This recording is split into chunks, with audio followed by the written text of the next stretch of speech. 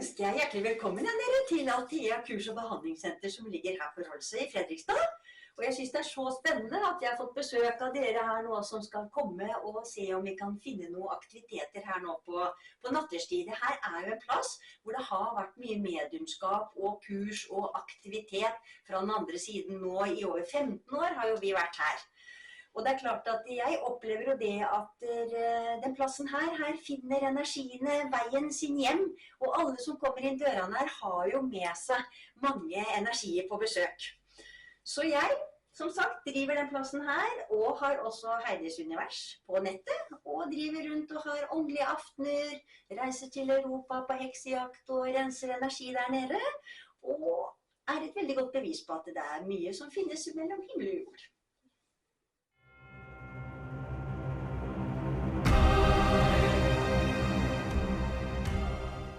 Jeg vil begynne med å si takk for at vi fikk lov å komme hit. Ja. At du tilbød oss det. Jo, takk til dere, og det her som spennende. Ja. Veldig spennende. Jeg har jo fulgt deg på sosiale medier i flere år. Ja, så hyggelig. Og jeg jo medlem av Heidis univers. Ja. Og jeg har vært til behandling her. Ja. Og jeg har gått mediumkurs her. Ja, det har du. Superdame du, og jeg setter pris på om du kan fortelle litt om deg og Althea kurs- og behandlingssenter og sånn. Ja, men det kan jeg, vet du. Ja, vi har jo faktisk nå drevet her i 15 år. Huset har stått her, og jeg har som sagt vært her i 15 år, og nå kommer det jo noen endringer. Nå sier vi det at huset skal bort, så jeg synes det ekstra spennende at dere kan komme hit og filme noe mens huset fortsatt her. Ja. Så, men jeg skal fortsette å holde på med det jeg holder på, men det blir jo da på noen nye plasser eventuelt da. Ja, ellers så har jeg drevet mye med det her med mediumskap da, og opplever jo det at det finnes mye mellom himmel og jord. Jeg tenker jo selv at det et veldig godt eksempel på det her, at ikke vi behøver å si at hvis du skal ha kontakt med åndeverden eller universet, så må du liksom være født på en spesiell måte. Min sannhet jo det at det her har vi i utgangspunktet alle muligheten til. Det å ha den her kontakten med universet og åndeverden, se etter tegn, ha den følelsen at vi har hjelpere med oss. Hvis vi bruker den fysiske kroppen vår på den muligheten vi har til å bruke den, tenker jeg da. Så, og så handler det om å trene. Det handler om å være litt bevisst i hverdagen, se de små blå blinka som du sier, eller synes at den ser noe, eller ha den følelsen at det står noen der borte. Så, og det tenker jeg du et godt eksempel på, Cecilie. Du har jo også hatt mange opplevelser med det at du har hatt besøk rundt deg. Veldig mange opplevelser. Ja. Og da gjør det at du søker det mer og mer også. Ja, det akkurat det. Og veldig opptatt av den veien der. Ja, altså jeg opptatt av å trene for å bli god. Ja, det noe med det. Ja. Og så det jo sånn at litt min sannhet da, det jo det at når en åndelig og spirituell sånn som dere også, så det noe med det at sånn et bilde som jeg lager på, det jo liksom det at vi skinner på en sånn frekvens, tenker jeg, sånn at åndeverden finner oss. Og den vil jo gjerne på en måte prate med oss, og vil jo på en måte gjerne ta kontakt, for den vil jo gjerne bli sett. Så det å ha den evnen da å kunne formidle ordene deres eller gi dem oppmerksomhet, det synes jeg veldig fint da. Og det jo derfor også jeg har en sånn for, det var vel i 2002 det, så hørte jeg jo fra oven at jeg skulle ta meg en liten tur på sånn heksejakt i Europa. Og gi litt anerkjennelse til dem faktisk som har gått veien før oss. For det jo noe med det. Det var jo faktisk sånn fra 1300-1800-tallet så var det jo 60 000 menn og damer som ble brent på bålet. Fordi at de trodde det vi trodde på. Og jeg tenker at hadde ikke den på en måte gått veien før oss, hadde ikke vi hatt muligheten til å sitte, eller sånn som dere filmer sånne ting som dere gjør, og kunne stå for at vi har den sannheten. Så da jeg litt nedover i Europa, og så prater jeg litt med energiene som har blitt brent på bålet der, og jeg renser litt med energiavtrykket som ligger igjen, ikke sant? På den plassen nå hvor det har vært mye heksejakt da. Og det jo kjempespennende. Du snakket om å kanskje begynne å arrangere noe sånt. Ja, det snakket jeg også om, ikke sant? At vi kunne ta, ja, får jeg høre på? Ja, det bra, det skal dere få lov til. Ja, det var spennende. Kommet med kamera og fått lov til å være med på det her med å samle og kjenne på den gruppeenergien nå, ikke sant? Som det blir når vi har flere sånne som drar sammen i den energien og det ønsket å være nysgjerrig. Virkelig. Og så er det jo ekstra spennende I dag, for at vi har jo hørt at dere har jo hatt noen opplevelser Ja. her, opp gjennom de Det har årene dere har holdt på her. Ja, så det jo sånn at det en av dem, I hvert fall veldig sånne konkrete, det var jo faktisk det at jeg har jo borte I kroken der en gammel peis som står der hvor jeg har de to lysa mine oppe der. Så det var en gang som jeg hadde suttet oppe på rommet mitt I andre etasje her og jobbet hele dagen med kunder, og da kom jeg ned, og da var det noen som hadde tent de to lysa der. Så da sto dem og brente. Ja. Men da sa jeg liksom klart ifra at det ikke lov. Nei, sånt kan de ikke gjøre. De kan ikke drive og sette på og tenne stearinslysene mine og la dem stå og brenne når ikke jeg her. Kan de få lov til det I natt? Ja, ikke sant? Det kan de få lov til. Hvis de vil det, så må de gjerne gjøre det I natt. Bare for en gangs skyld. Ja, det akkurat det. Ja, da, det kan de godt gjøre. Så det har jeg opplevd her. Og så har jeg opplevd det at det var også en gang hvor jeg satt oppe I andre etasje her, som sagt, og hadde vært på morgenen så hadde jeg vært og handlet den åndelige aften som jeg skulle ha her på kvelden. Og hvor jeg hadde satt ifra meg 2 eller 3 sånne bæreposer med mat på gulvet inne på kjøkkenet, og hadde det litt travelt, så de sto jo fortsatt der da. Når kundene kom, og jeg fløy litt fram og tilbake da, ikke sant, imellom kunden og hentet nytt vann og litt sånne ting igjen. Og jeg tror jeg hadde hatt 4 kunder oppe når jeg da kom ned igjen, og litt sånn full fart inn på kjøkkenet der igjen, og plutselig måtte stoppe opp I full fart. For der lå faktisk hele gulvet fullt med grønnsåpe. At det lå 5 liter grønnsåpe på gulvet, det jeg sikker på. Og da lå det imellom døra og de påsene som jeg hadde lagt ned på en måte på morgenen. Så hvor de kom ifra, det skjønner jeg ikke, for jeg hadde ikke handlet noe grønnsåpe. Så jeg hadde ikke noe I posene, og det var ikke forsvunnet noe grønnsåpe fra skapet mitt heller. Nei. Så da måtte jeg liksom bare dele opp armene, og så måtte jeg begynne å tørke. Ja, for da mistenkte dere at han gamle vaktmester, Ja, ikke sant? dette jo en gammel vaktmesterbolig, at det han som... Jeg tenker, ja, det akkurat det, så jeg begynte å tenke sånn som du, Cecilie, da ble jeg litt nysgjerrig, og så tenkte jeg sånn, men det vasker vi ikke bra nok her, eller det noe liksom som skal liksom vaskes opp I, eller? Det har jeg faktisk ikke fått noe svar på enda. Men jeg hadde også en gang I trappa opp I andre etasje her, og der opplever jeg veldig ofte at jeg går igjennom en sånn energi, og det opplever jeg den vaktmesteren. Noen ganger når jeg har vasket sånne ting her, og så går vi jo gjerne liksom med rumpa ned trappa, ikke sant? For vi går liksom og vasker, og da hadde jeg også en gang hvor jeg opplevde liksom at noen tok meg sånn på ryggen og holdt meg igjen. Og da skvetter jo jeg også, når jeg går her helt alene og plutselig kjenner at noen tar meg på ryggen, når jeg går liksom med rumpa ned trappa. Og da snudde jeg meg, og da så jeg, og da sto han der. Og da sa han det at han bare passet på så ikke jeg skulle dette ned trappa. Så jeg opplever det at han egentlig passer på oss og tar vare på oss, men likevel så skretter jeg jo når han plutselig der. Du føler at han en god energi? Ja, en god energi, det opplever jeg. Så det at, og han liker liksom litt å synes, fordi at det mange som har opplevd å sette den her ute I gangen her og opp trappa der, og når jeg sitter oppe på behandlingsrommet, så ser jeg liksom en sånn skygge ut I gangen der. Så jeg opplever det at han passer på. Det gjør jeg sånn. Jeg har aldri gjort noe sånn, aldri liksom opplevd at han har skremt oss, men jeg hadde en opplevelse her for en stund siden. Da var klokka nærmere 11:30 om kvelden, men jeg skulle ut herifra, og så hadde jeg med meg noen flere ting jeg skulle ha med meg ut fra huset her. Og så gikk jeg ut I bilen og satte det I bilen, og plutselig så kom jeg til å tenke på, nei Gud, nå har jeg glemt denne posten. Og opp på trappa der igjen, og skal låse opp døra på nytt, så ser jeg en finger, akkurat en sånn finger som det her, som banker på det lille vinduet ved siden av døra mi, og da skvatt jeg. Og først jeg tenkte da, jeg ser liksom fingeren, for det mørkt utover, og jeg har jo på lys her inne, så jeg ser liksom fingeren, og det første jeg tenker da, for da var det så virkelig for meg, så tenkte jeg, Gud, nå har jeg låst en kunde inne, tenkte jeg. Det jeg må ha gjort det, for jeg ser liksom en finger som vil ut, så da var jeg litt sånn, jeg låste opp da han gikk inn her, da så var jeg litt sånn, litt på hvem det var der. Men jeg så jo faktisk ingen, så da det vet jeg helt ikke, men det kunne ha vært vaktmesteren ja da, som sto litt sånn inne og banket på innsiden på vinduet her.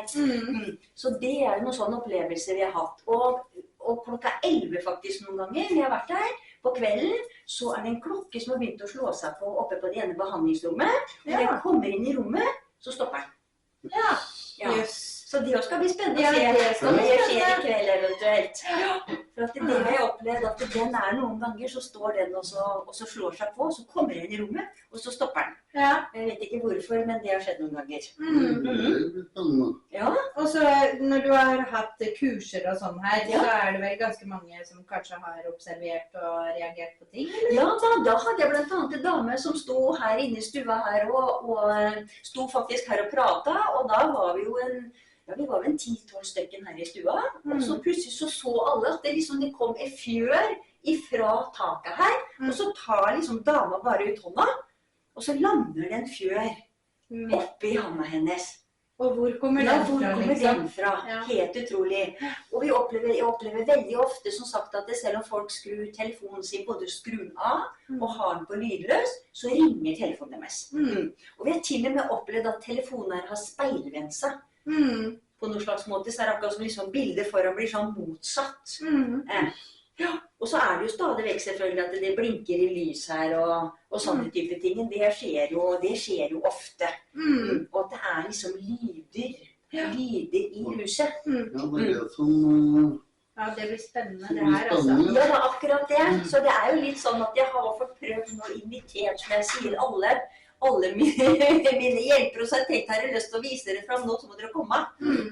Ja, for historien her jo at det her vaktmesterboligen Helt riktig, det her en gammel Stabburet. vaktmesterbolig til Stabburet. Så den gangen når Stabburet ble bygd, og jeg tror at det var på 70-tallet, så var det jo også sånn at du bygde den boligen her for vaktmesterne som skulle ta vare på. Og i ettertid, når vaktmesterne forsvant, så hadde de boligen her for dem som kom og så skulle lage nye matoppskrifter, eller som jobbet på laboratoriet, sånn i forhold til maten inn på Stabburet. Da bodde de her, som kom fra forskjellige steder i landet. Eller så har det stått en periode litt tomt helt til vi kom, og så fikk lov til å leie det for 15 år siden. Tenk deg 15 Ja, år. 15 år, og så skal det Han rives. fikk regjere i fred her, da. Ja, gjorde det, vet du. Dere kom inn. Ja, da gjorde det. Ja, men da det ikke rart til han kanskje litt... Ja, kanskje han fornøyd, da? Eller så Ja. fornøyd. Ja da, det det som litt spennende her, da. Ikke sant? Ja. Så det og det må jeg også få lov til å si, da. For det som har vært utrolig spennende her, det jo for 15 år siden så var det meningen at huset skulle rives. Og de har jo i de 15 årene vi har vært der, så har de gravd rundt i huset. Og huset har stått, og de har fjernet garasjen, men huset har stått. Og de har gravd rundt her, vi har gått på planker for å komme inn her. Men huset har liksom vært veldig vernet og ivaretatt. Så det jo synes vi spennende, da. Ikke sant? At huset har fått lov til å stå så mye lenger. Og det Ja, litt så sånn var det at... ikke noe sånt med at når dere leide det for 15 år siden, så var det egentlig bare for 3 måneder? Ja, bare for 3 måneder, for det skulle rives. Ja. Skulle rives. De 3 månedene ble til 15 år. Ja, 3 månedene ble til 15 år. Ja. Så vi føler liksom at vi har vært veldig beskyttet her. Ja. Og så det liksom litt sånn at alle vet liksom hvem huset Ja. Så hvis noen ringer hit og skal ha time og sånn, jeg spør liksom, jeg vet jo hvor det ja, det ikke det litt rare huset oppe ved rundkjøringen? Ja. Det liksom det de har sagt, da. Ja. Og jeg synes det spennende fordi at vi har jo hatt blant annet e-kunde som tok kontakt her for en stund siden.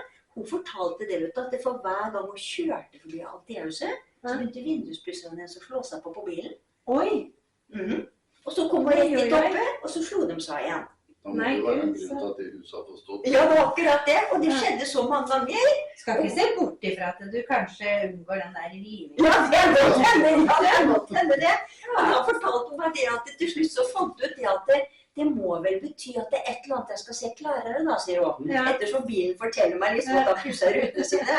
Så hun bestilte seg timen, og vi fikk oppklart det da. Ja. Men det mange som har hatt sånne opplevelser om bilene sine, Ja. som har kjørt forbi huset her. Kjempespennende. Ja. Veldig, Så veldig det spennende. nok noe energi som blir sendt ut på noen slags måte her. Ja. Ja. Nei, vi gleder oss. Ja, jeg har sagt ifra. Jeg håper det hadde vært veldig moro, synes jeg, om dere hadde kunnet fange opp alle de tingene som har skjedd her. Og huset har på en måte i utgangspunktet ropt på mennesker, for det veldig mange som har fortalt meg det at de har kjørt forbi det, så har de som sagt kjent på noe spesielt, eller vært veldig nysgjerrig på huset her, og lurt på hva det har vært for noe. Så jeg tror at det nok på en måte et hus med litt sånn sjel. Ja, det det. Ja. Helt sikkert. Det noen av de lampene som står her som har pleid å blinke, eller? Ja, den der driver en gang imellom og slår seg av og på. Den borti hjørnet der. Prøve å ha den på. Ja, ikke sant? Ja, for den en sånn det en sånn en luring en gang imellom. Og så har jeg opplevd at jeg har sett tingen i skygger i det speilet der, for eksempel. Det har jeg opplevd. Når jeg har sett hatt speilet litt sånn i sidesynet. Så har jeg opplevd det. Og tingen for eksempel har jo forsvunnet herifra. Jeg har jo hatt folk som har vært på kurs her og ikke kan for eksempel finne veska si. Og vi har lett i hele huset her, kan ikke skjønne det, og ingen finner, og hun må dra hjem uten veska, og så kommer vi tilbake dagen etter, og så ligger liksom veska midt på gulvet her. Nei, guri land så spesielt. Ja, men det jo sånn som kjempemorsomt. Ja, og hun har jo, alle var her, og alle så etter når vi var liksom både over og under sofaen, og så lå hun på en måte bare der. Ja. Så sånn har det vært litt her, det liksom forsvunnet. Men det jo ikke rart egentlig. Nei, da at det ikke det. Sånn her, for man jobber jo med energier her. Ja, det akkurat det en gjør, vet du. Ja, man fremkaller jo energier hele tiden, så Det det det vi sted kaller paranormal aktivitet, så det Ja, jo ikke sant? veldig spennende. Ja, ja, det det altså. Ja. Og det klart, når jeg sitter her, eller vi jobber her, så det jo mye blå lys som blinker her. Vi har fått fram, i hvert fall på kamera, når folk har hatt med seg kamera noen ganger, så har det kommet fram mye orber, vet du, ja, det har vi og sånne med oss, ting. så vi Ja, kommer ikke til å sant? ta en del bilder i de forskjellige rommene i Ja, løpet ikke sant? av natta, for å se om sånn De kan se, ordentlig digitalt kamera, Ja, så for da bra. kan du få fanget dem opp. ja, ikke sant? Ja, Så det blir spennende ja, å det se. blir spennende. Så det vel liksom det som sånne tingen som jeg kan huske, i hvert fall i farta, som den helt mest konkrete tingene som har skjedd. Men kjelleren nå, den stor? Eller? Ja, da, kjelleren stor, og det full høyde der nede, så der det også bare til å gå fram og bane Det seg var vei. ikke noen sånne spesielle hendelser der, liksom. Nei, vet du hva, der vi jo egentlig veldig, veldig sjeldent. For der det Så det litt kan sånn... vi finne ut av. Ja, det kan dere finne ut av, for der står det en del ting som har vært lagret, ikke som våres ting, men som har hørt til huset her før, for dem som har bodd der. Det kan Sikkert jo noen være eiendelen til vaktmesteren og har gått henne. Det jo i hvert fall Ja, spennende. så det dere bare gå ned, Ja. hvis dere har lyst til det. Ja. Nei, men da viser du oss det etterpå. Ja. Når vi Kan vi kommer ned sette der. opp et kamera i den kjelleren igjen, så... Ja, så spennende. Ja. Ja. Ja, for der har vi aldri eneste jeg vet at og ene som hører til huset, jeg synes det veldig skummelt der nede. Ja, og det kan jo være fordi at det et eller annet å kjenne på. Ja. Ja. Nei, men da kommer vi til å tilbringe natta Ja, tenk deg det. Så og så morsomt. gir vi deg rapport i morgen Ja, tidlig. det må dere. Det må dere. Og så kommer vi til å sende deg sånne klipp hvis det noe som fanget opp. Ja, Og så uansett så blir det jo en film til slutt av det Ja, her. Da. Det tar litt tid å redigere og sånn, Ja, ja, ja. men det kommer. Ja. Ja. så moro. Det Det blir bra. dere hjertelig velkomne til. Kjempespennende, synes jeg. Ja, Takk Ja, men skal det du ha. i like måte. veldig bra. Ja.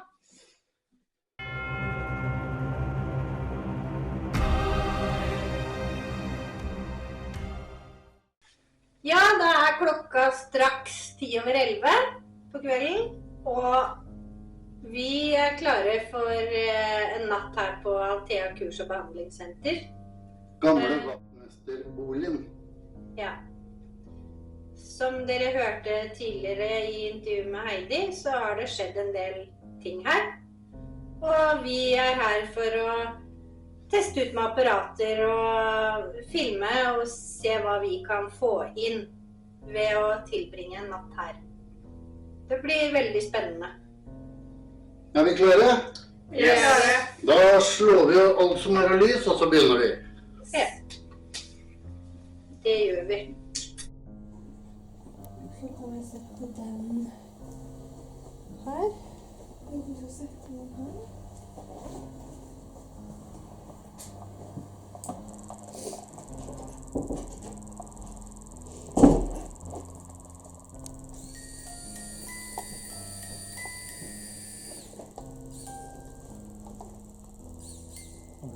Oi.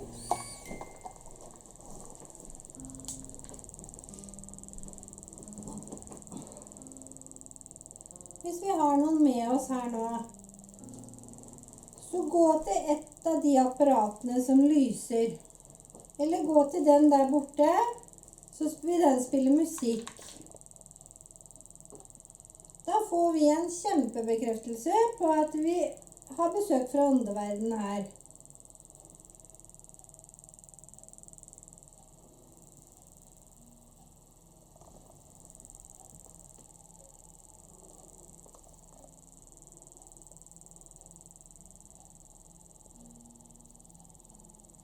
Har vi noen med oss her nå?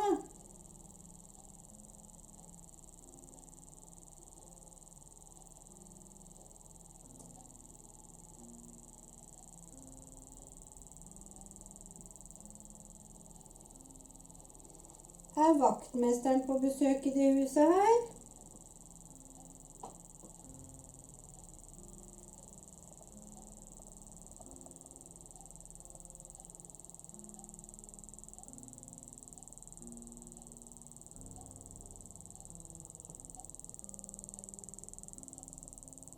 Er dere ofte innom her på besøk?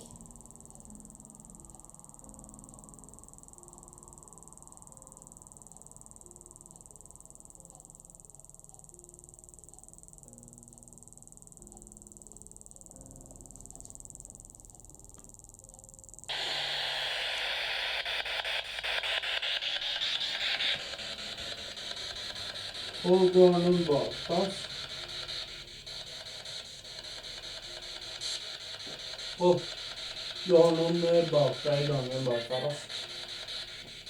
Oi. Ja, se an etter.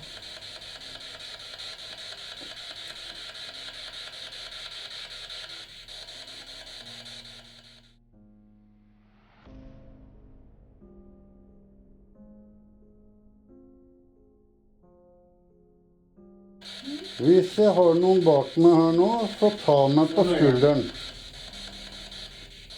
Se da. Se nå.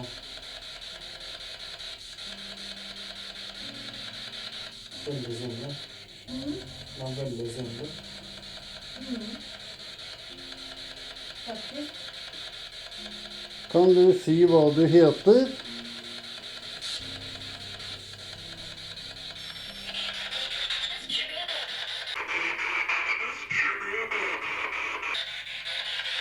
Kan du si det en gang til?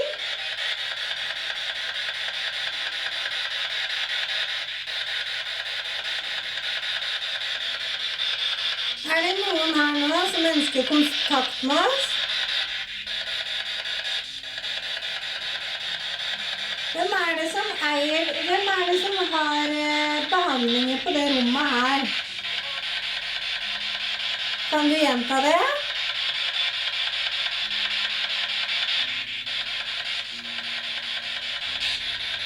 Er det vaktmesteren vi snakker med?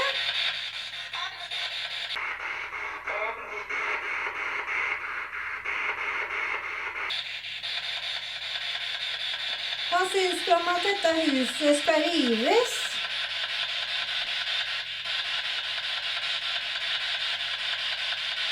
Er det greit?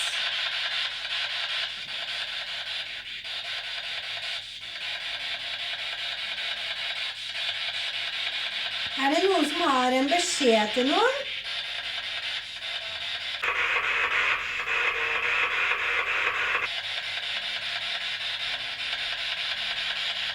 Hva ønsker dere å formidle?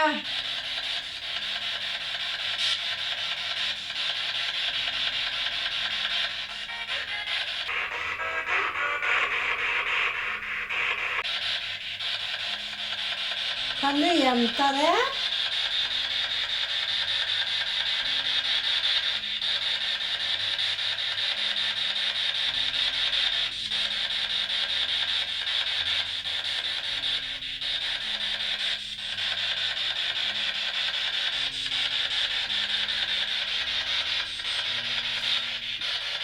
Er dere ofte på besøk på Althea kurs- og behandlingssenter?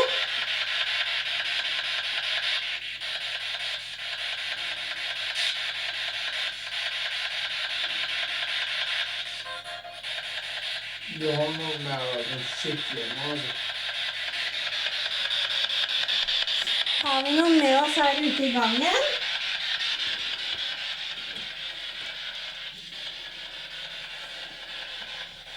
Du som er her nå, kan du komme nærmere meg?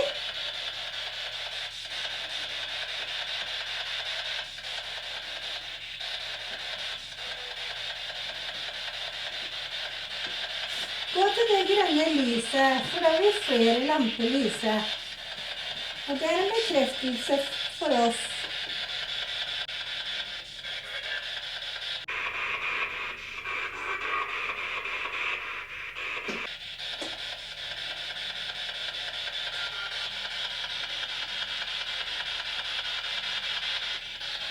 Hva er navnet ditt?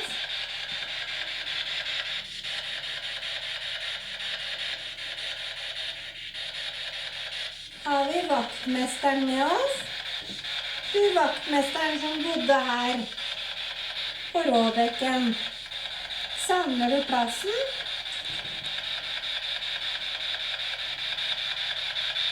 Eller er du ofte innom på besøk?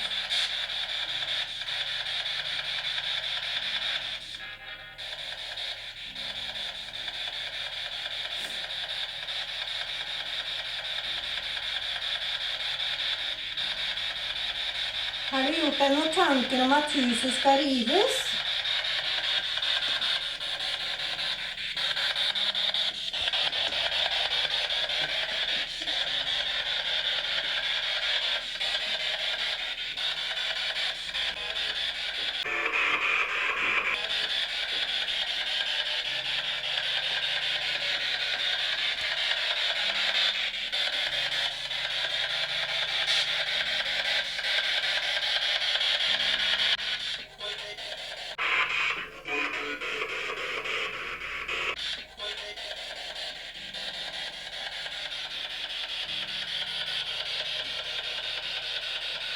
Silje, gå ut på rommet der og prøv.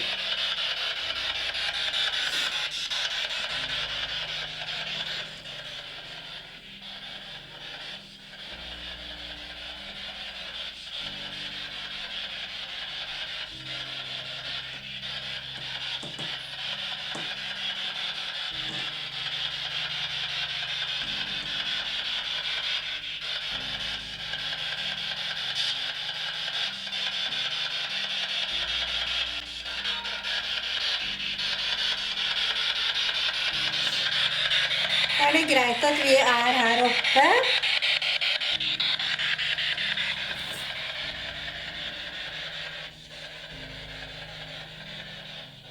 Nå slår jeg den litt.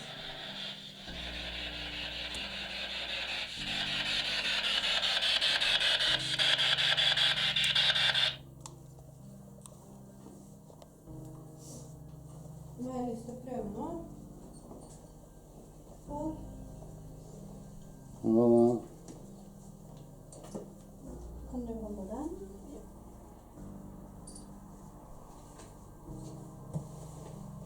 Så setter vi den der.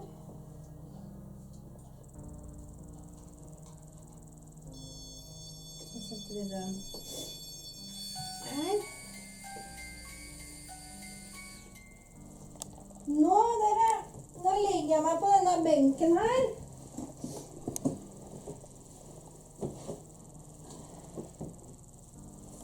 Og så spør jeg,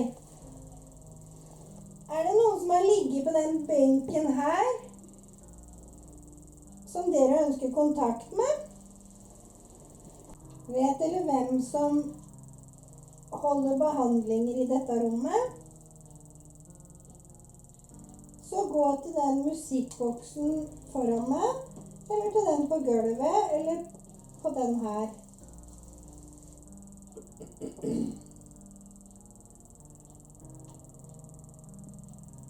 Er det her Heidi holder til?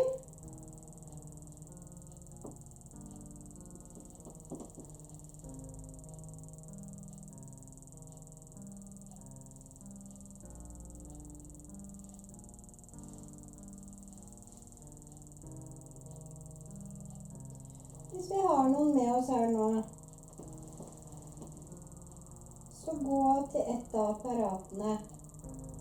Det er ikke farlig. Det er bare for å vise oss at dere er her. Og ønsker kontakt.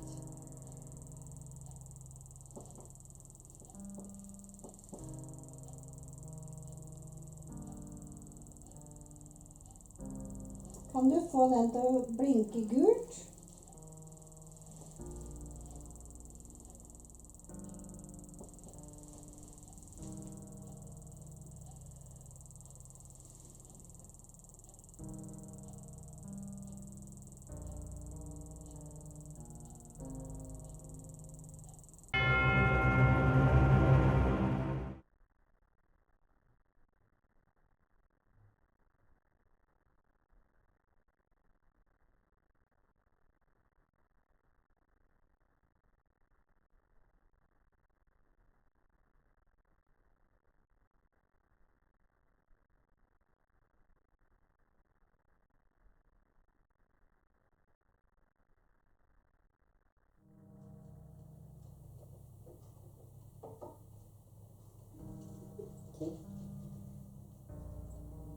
det seg på igjen, eller?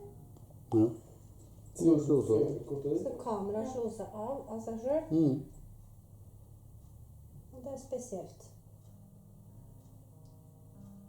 Det er ganske spesielt. Det er underlig. Det er underlig. Du som akkurat fikk den med det blå lyset på til å vise flere farger, kan du få til det igjen? Kan du gå nærme den, sånn at noen av de lampene blinker, lyser?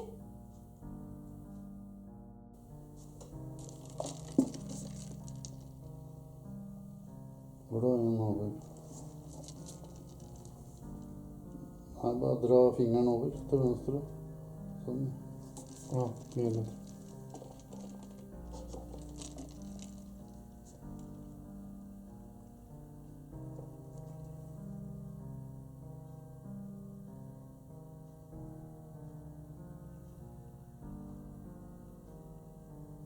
Har den skuffen tittet seg litt ut?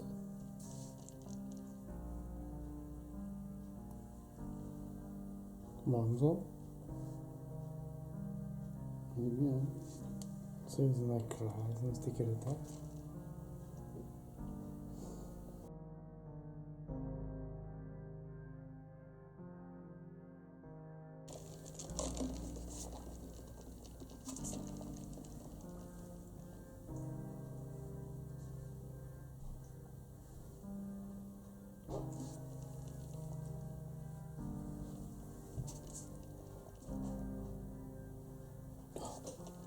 Ah, Men hvor var det lyset der? det er et godt spørsmål. Skal ikke være noe lys der, skal det være? Det er utelys fra ute, sikkert. Utslag på kjøkkenet.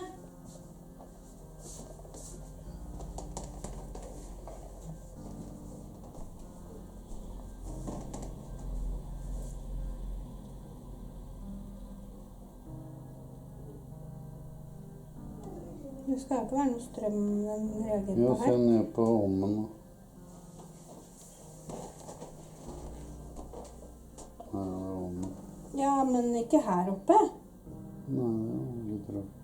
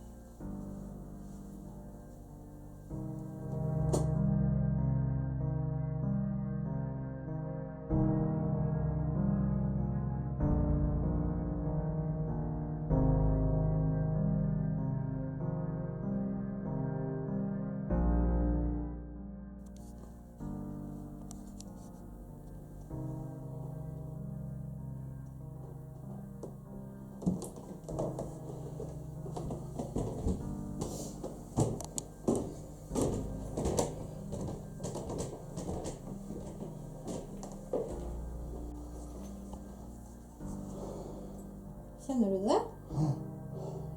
Alle blir tungpusta.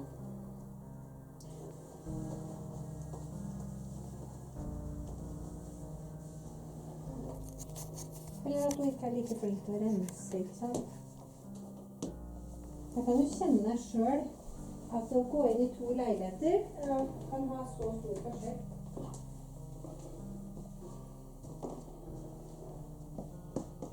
Hyggelig mot det høyre siden av tilsiden her. Takker.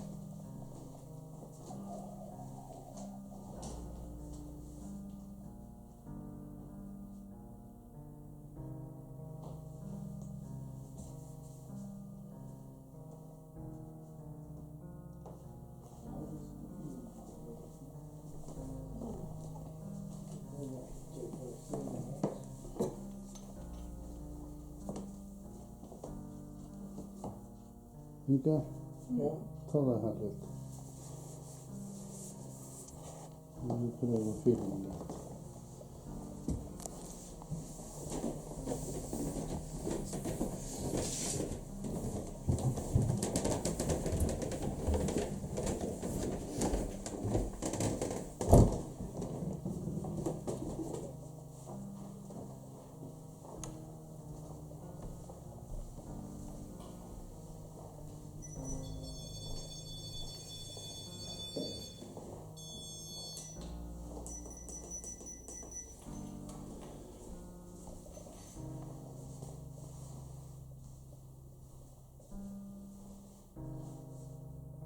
Har vi noen her med oss nå, så gå til det røde lyset som gikk på bakken her.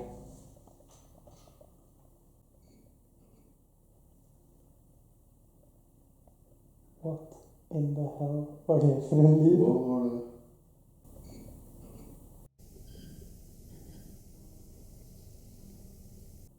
Kan du lage den lyden igjen?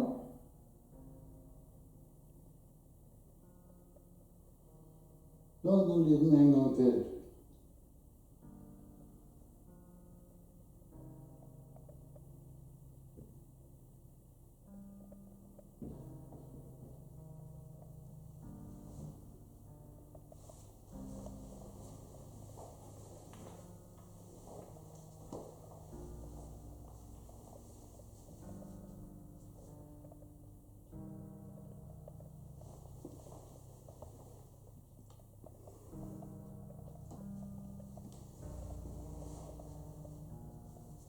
Lag en sånn lyd en gang til.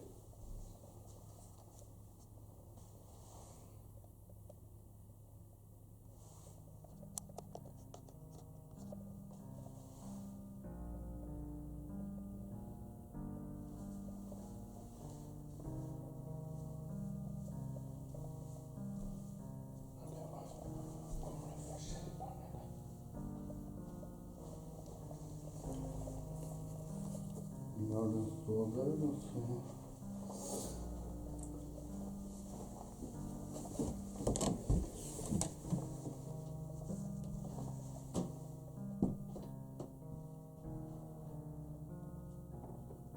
Er det noen nede i kjelleren her, så lag en lyd.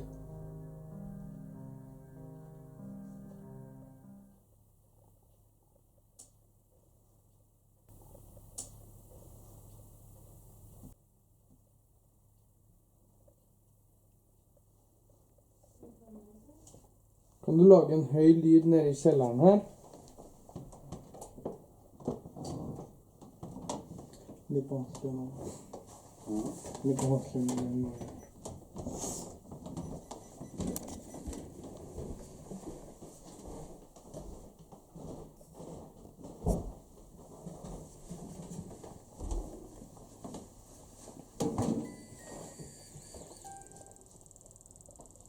Men vi går ned i kjelleren, vi.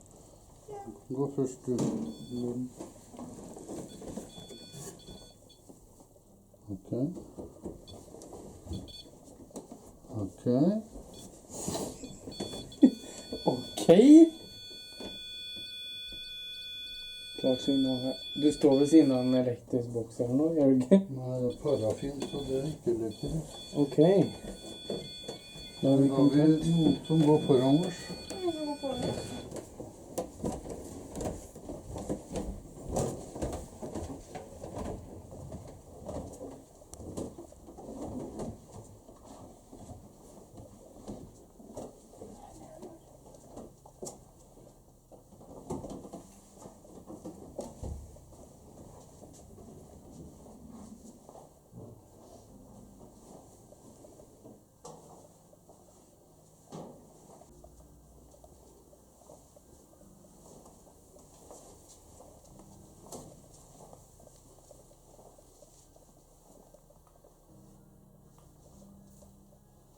Fjorten komma 8 grader her.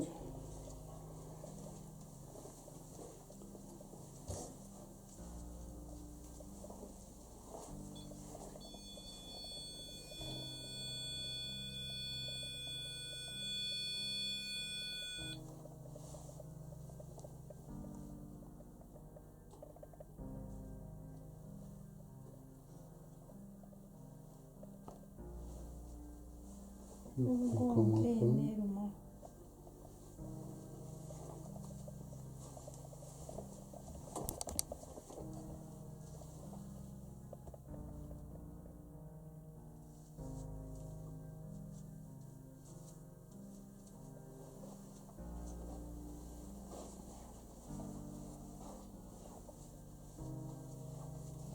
Vi prøver å stå helt rolig.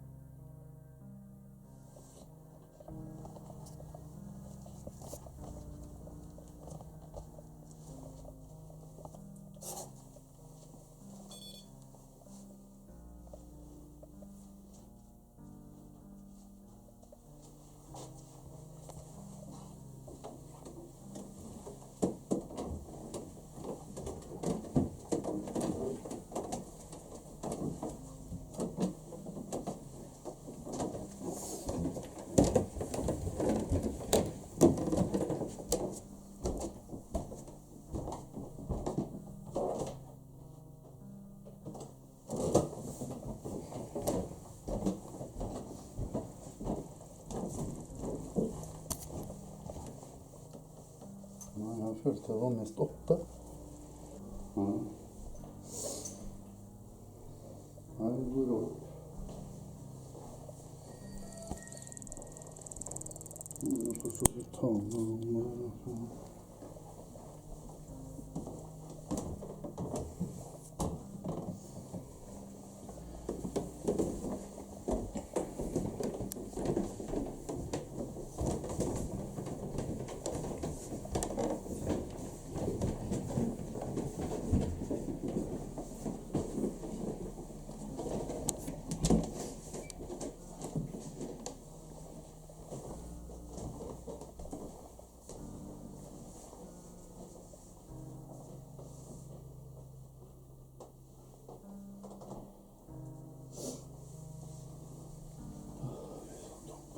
Å, fy fader, jeg får vondt Kjenner i du det? hodet.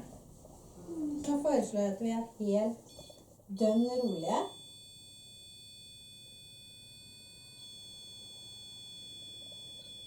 Hva slår den ut på?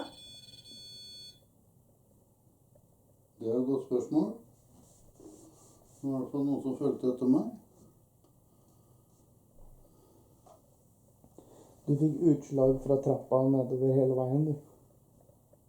Det var som hvert trappetrinn, så var det ok. Ja, fordi noen gikk opp i trappa etter oss. Fordi når dere gikk inn der, så hørte jeg noen gå 2 steg til helt opp på toppen. Mm.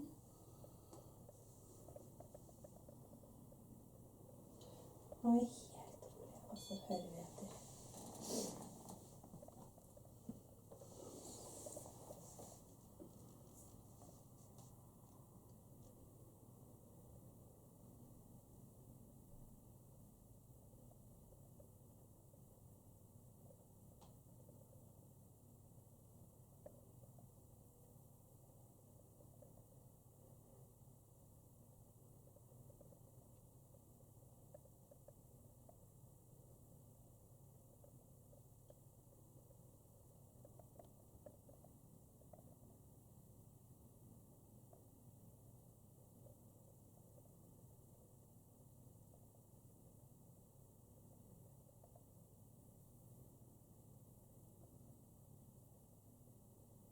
Den synker i grader.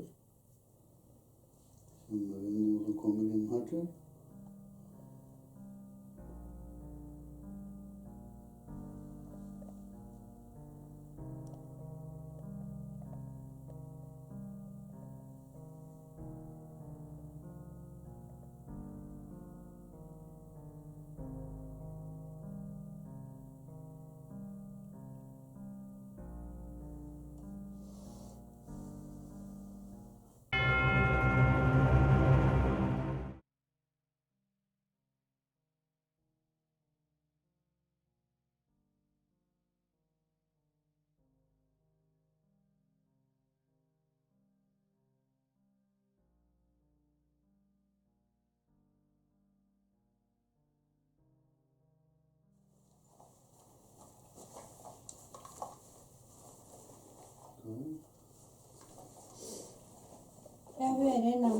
Åshild. Åshild. Det er jo meg, jo. Og så er det akkurat som hun er veldig glad i å danse, den dama her. Og veldig velstelt på håret. Grått, kort, velstelt hår. Akkurat som hun står med krølltanga, vet du. Hver dag. Veldig sånn velstelt dame. Åshild. Husk på det. Nå prøver vi å få fram det. Det er jo meg, jo. Og så ser du liksom hun gjør sånn.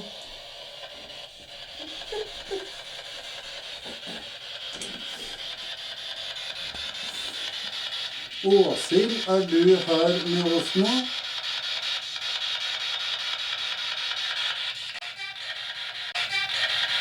Ja, ja. Takk.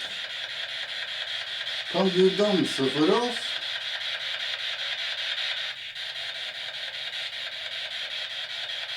Var du glad i å danse?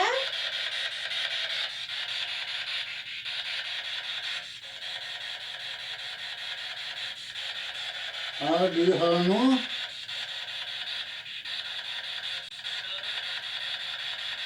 Ja.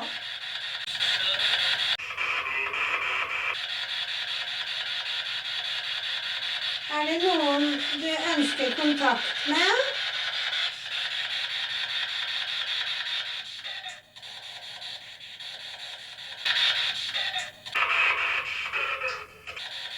Dere. Ja, det. Dere? Jeg hørte dere. Kan du si navnet ditt?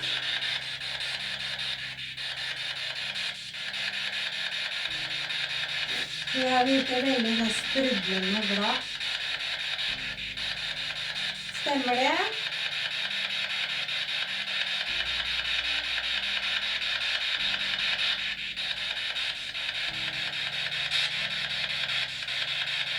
Si navnet ditt. Ok. Det der var sånn radarlyd. Ja. Var ikke det den vi hørte nede i stad? Du hørte noe sånn lyd nede? Er det greit at vi er her?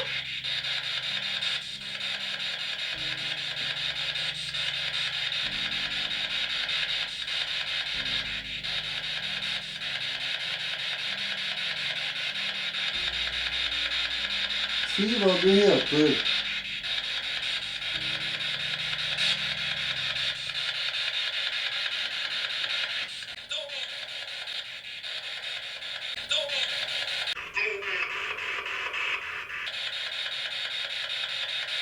Ja. Det var veldig hissig. Thomas. Er du en mann?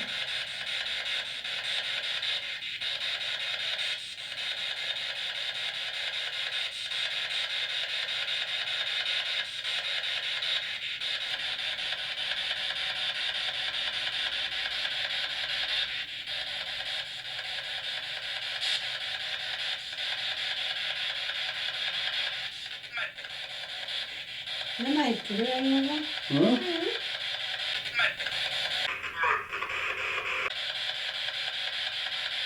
Vil vi merke at vi skal være her, eller om vi vil gå? Er du ofte på besøk her? Jeg visste det.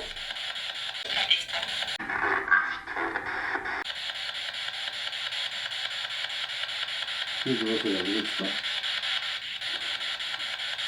Hva var det du visste?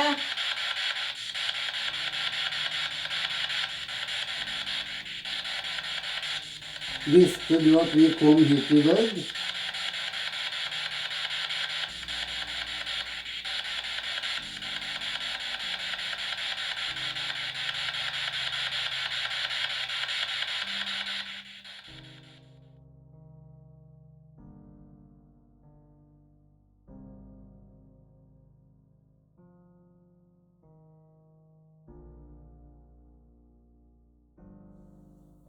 Hvor det satt oss rundt den først. Det er sånn yoga. Her har de yoga. Vet du hva, det gjør vi. Ja, skal vi sette av oss i ring her sånn, så bare Sånn. Og så har kamera her. Jeg kommer snart til det. Ja. Vi setter rempodden i midten, og så setter vi oss rundt, og så stiller vi spørsmål. Ja vel. Ok, det er Det vi. var den jo enig. Det var det. Og så tenkte jeg på den her. Vi hjelper ham. Var det et ja? Er det noe du ønsker at vi skal gjøre? Var det en god idé? Fordi det virka sånn.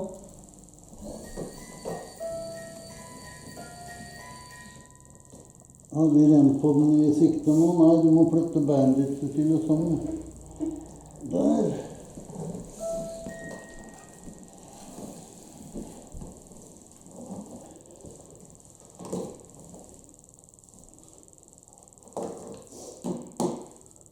Hvis vi har noe med oss her nå, gå til den antenna der.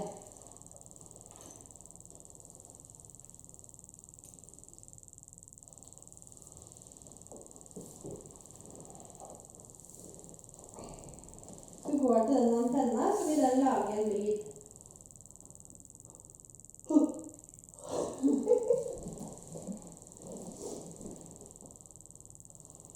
Kom inn i rommet her nå. Sett deg ned her sammen med oss. Vi inviterer deg hit Den for å, kalletrekken som kommer her. vi inviterer deg hit for å få kontakt med deg. Hvis det er deg vi fikk kontakt med oppå andre etasje, kan du komme hit og røre ett av de apparatene vi har satt ut her. 2 av dem vil gjøre at de blinker hvis du er i nærheten av dem.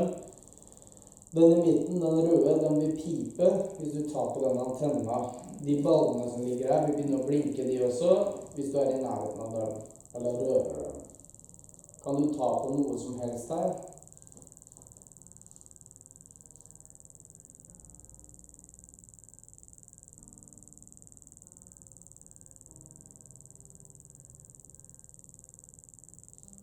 Bare kaller det her egentlig også. Kjenner på begge hendene. Ikke stå der. Kom inn hit til oss. Vi er ikke farlige. Det eneste vi ønsker er å bevise at dere finnes, ta kontakt med dere, høre hva dere har å si. Du trenger ikke å være redd for noen ting. Vi er kun her for å ta kontakt med dere.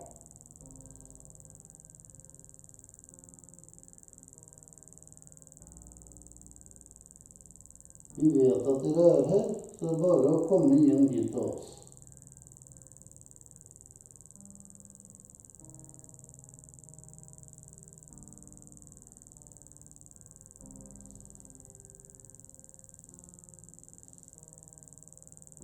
Takk. Kom enda litt nærmere. Så du det? Du så på meg, så du hva jeg gjorde nå? Det var noen som tok meg på hånda, ikke sant?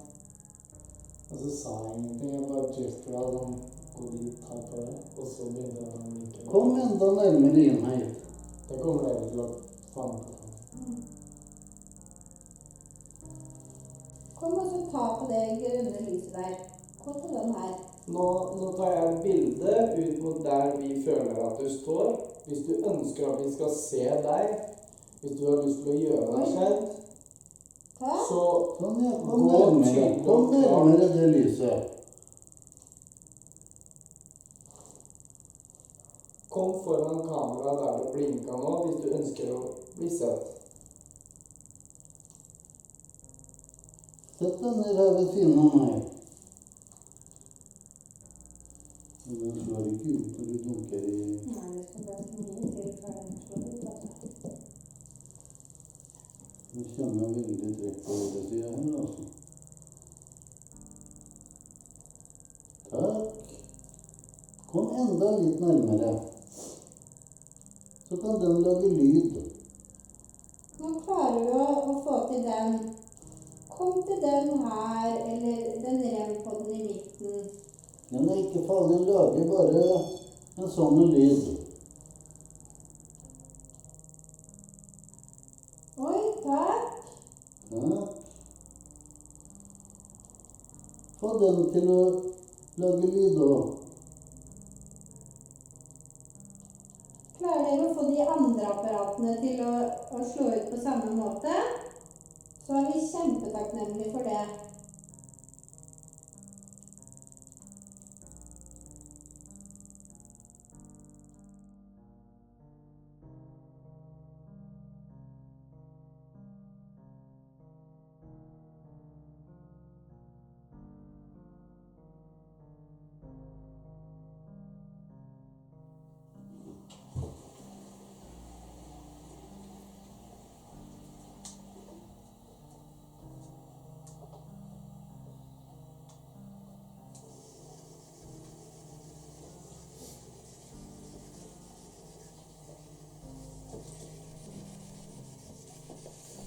Ja, men jeg er på det øyeblikket først.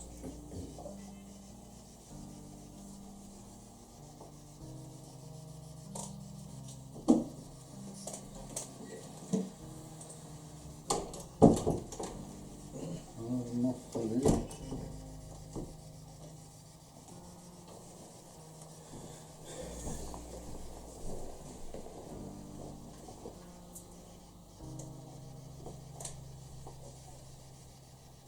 Hva er det bra lenger?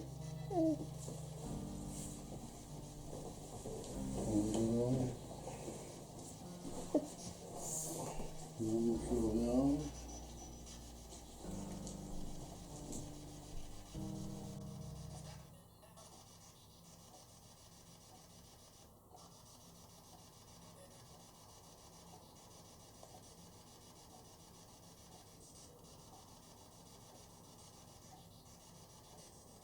Kan du si hva dette behandlingsstedet her heter for noe?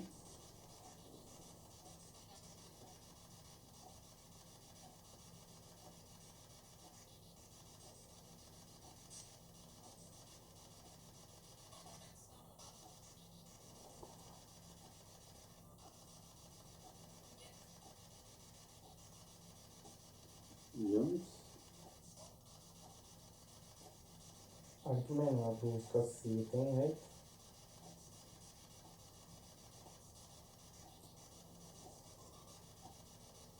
Hva heter du?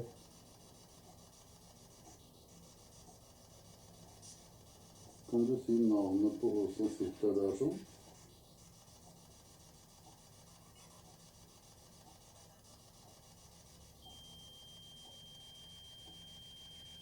Ok. Kan du si navnet på en av oss som sitter her?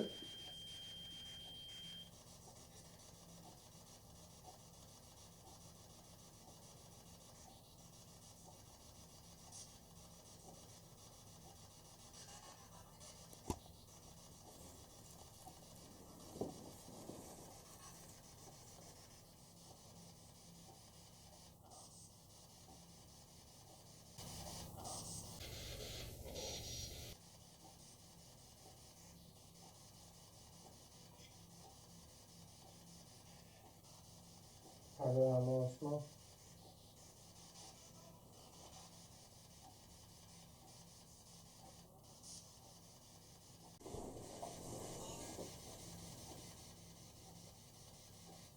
Hva heter stedet her?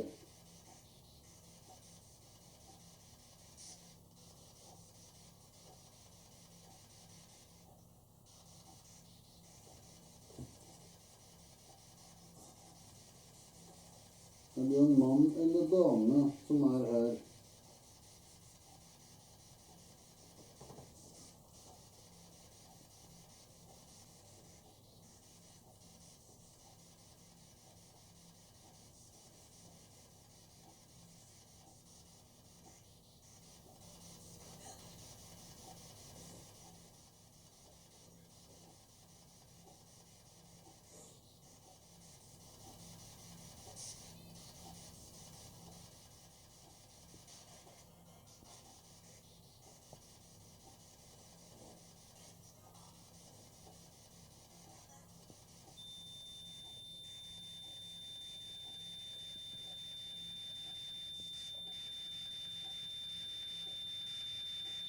Kan du komme med et navn?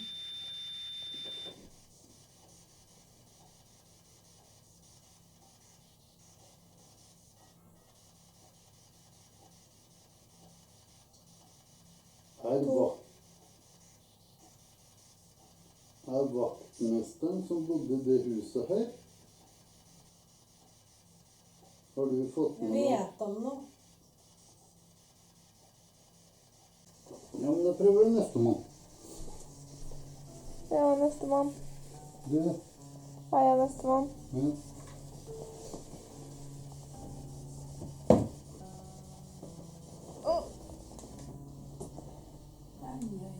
Hei.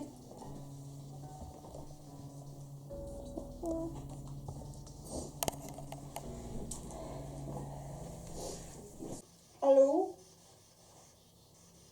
Har vi noen her nå?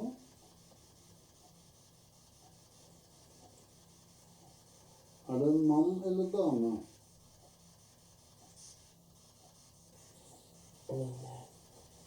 Få igjennom da. Som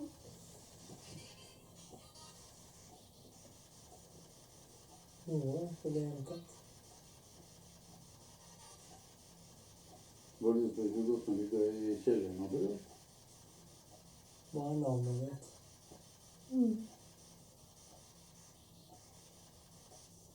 Vil du at vi skal gå ned i kjelleren?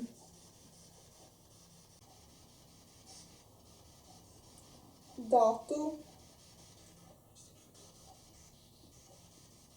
Har du fått med deg at dette bygget skal rives? Ole.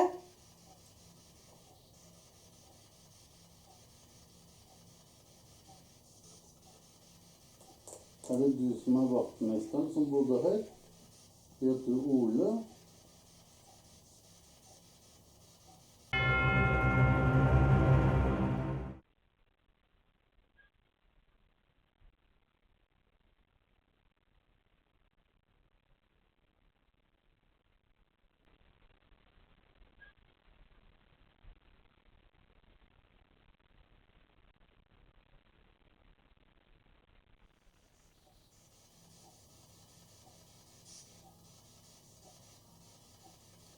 Trappa.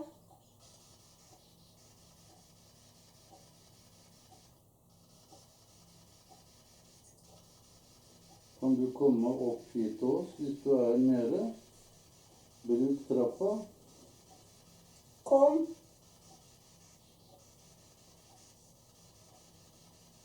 Hvor vil du at vi skal komme?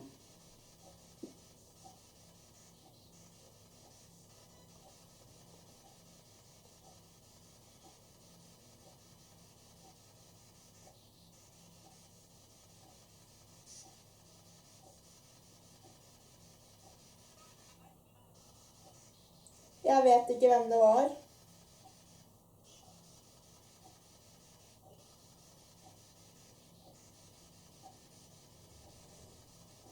Har det skjedd noe i det huset her?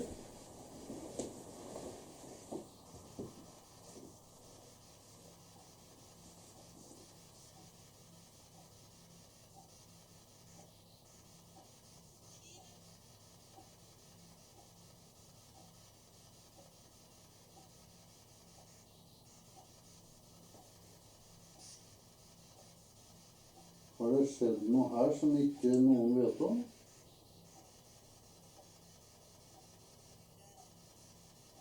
Nei, vent.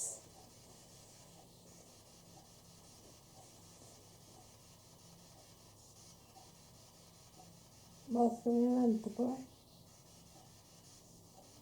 Sikkert vente med å stille spørsmål. Da. Vi må svare på.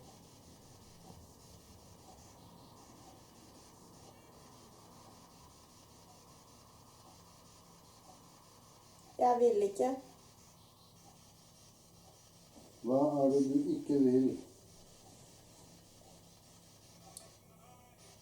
Jeg vil ikke dø.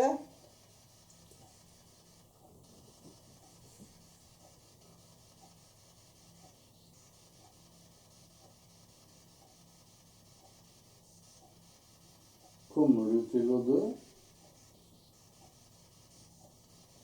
Og hvorfor?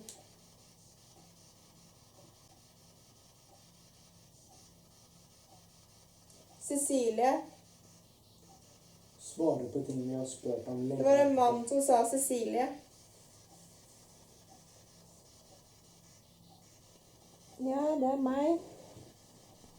Er det noe du vil fortelle meg? Kjenner du Cecilie?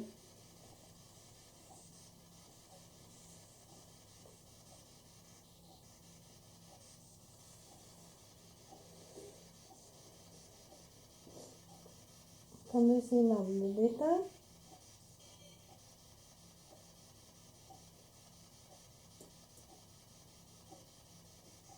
Er det du som er Ole?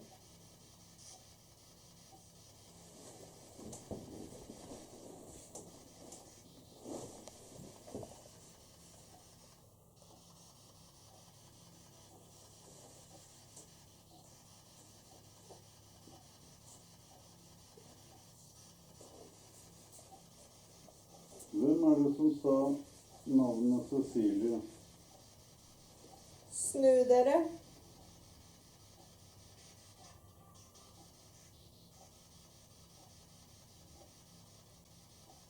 Ja, hvorfor skal vi snu oss?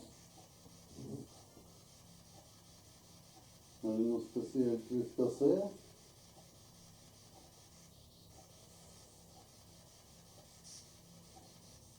Trappa. Andre gang. Trappa. Døde du i trappa?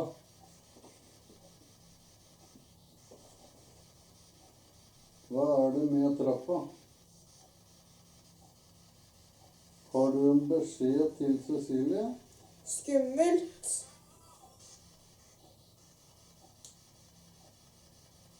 Er Hva er skummelt? er det røde lyset i trappa skummelt?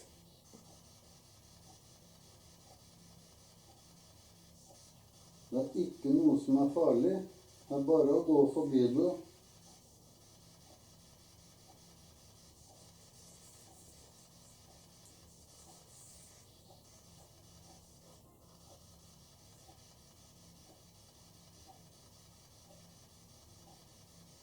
Jeg vet ikke.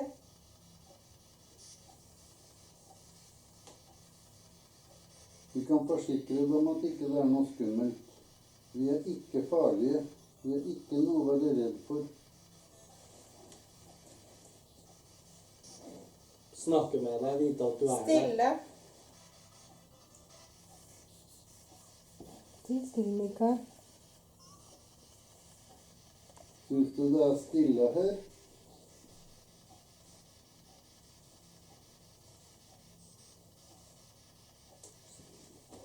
Jeg tror han sa Cecilie igjen. Var det ført da? Ja, jeg hører jeg. Hva vil du fortelle meg da? Ved deg. Om hva da?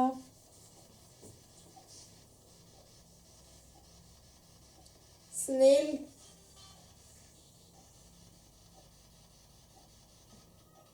Vil du ta eller ha kontakt med Cecilie?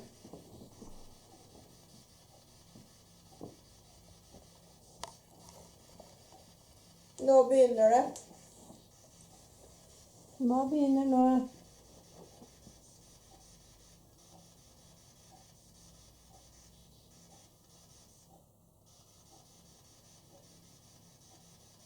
Hva begynner?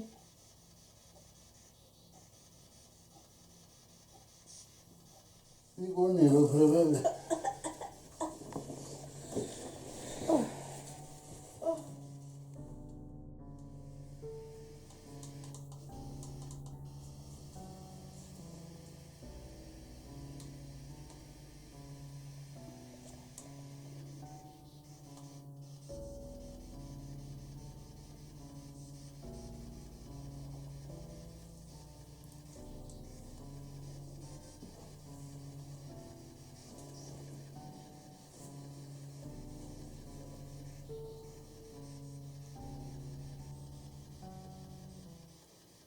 Er det en dame her?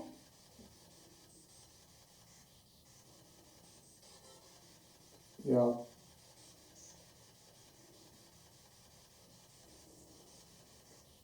Hva er navnet ditt?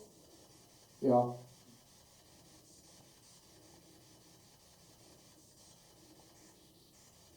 kan du fortelle oss navnet ditt da?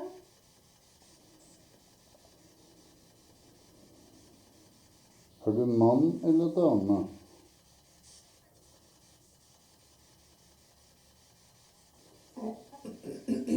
Er du ofte innom meg på besøk? Noen ganger.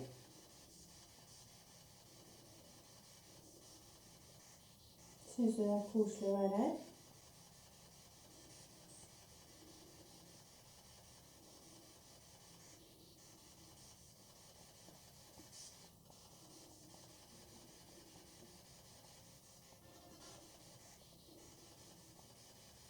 Synes du det er hyggelig å komme på besøk her?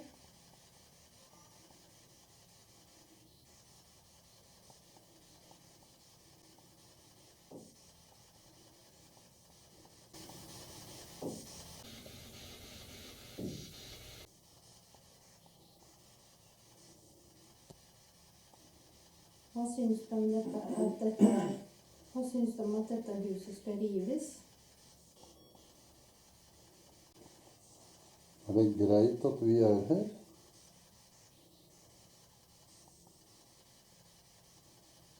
Ja.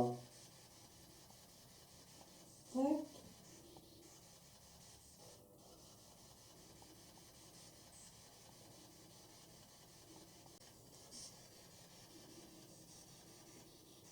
Prøver dere å snakke med Mikael nå?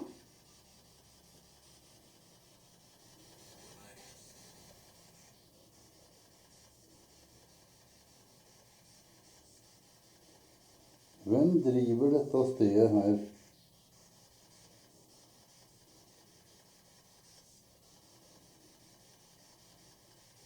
Er det en mann eller dame?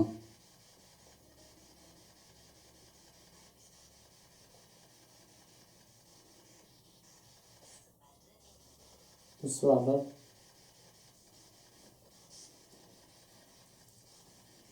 Det hørte jeg vel.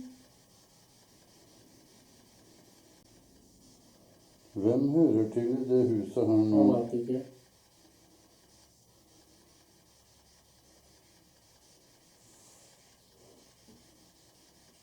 Har du bodd i dette huset før?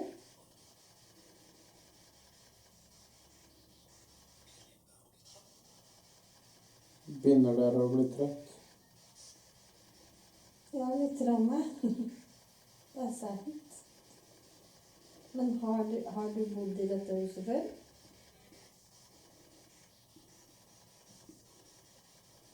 Har du vært en vaktmester?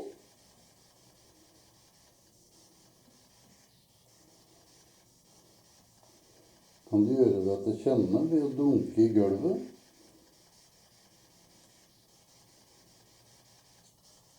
Har du tullet litt i dette huset? Ja, ja.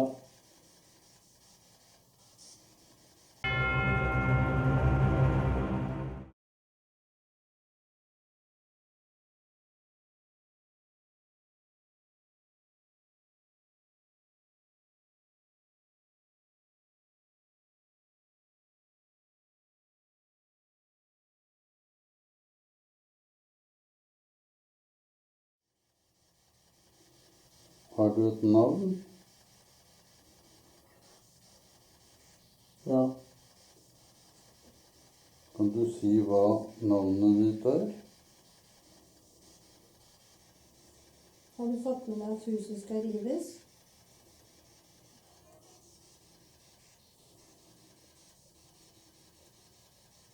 Hva tenker du om det? Ja.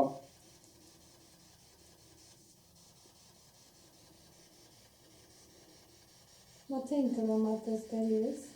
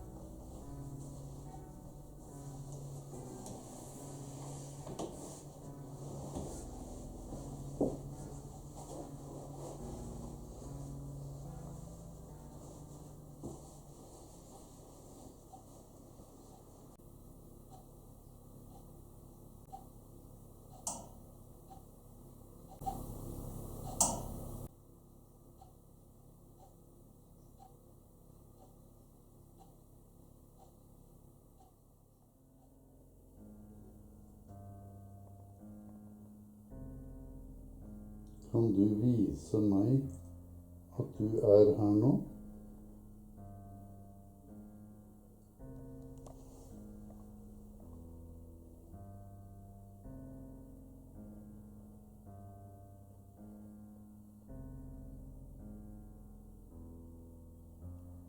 Ta på et av de to apparata, men ikke noe farlig.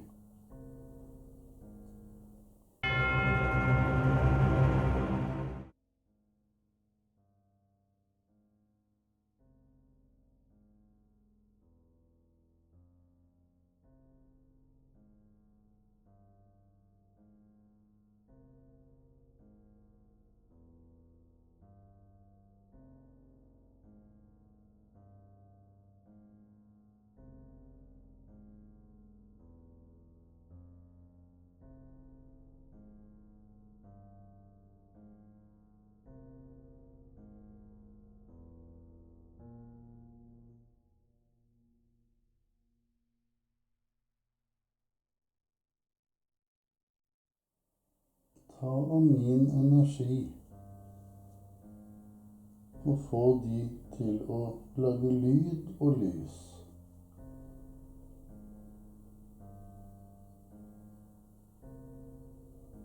Eller bare stell deg i nærheten av dem.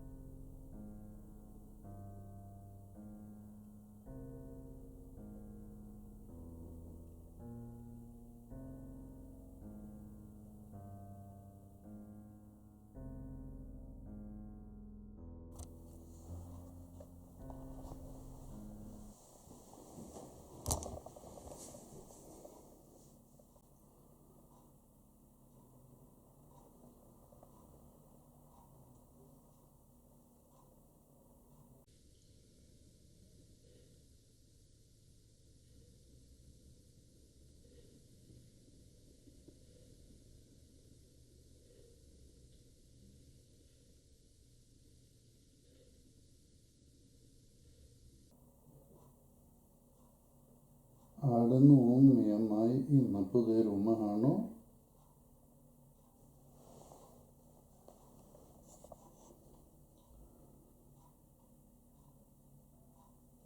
Kan du gå bort til et av de apparatene og få den til å lyse? Det er ikke farlig, men bare for å vise at du er her.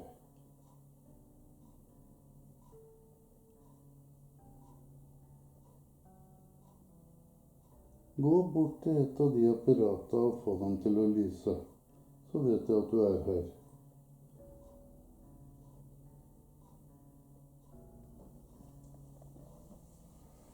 Skjer det noe?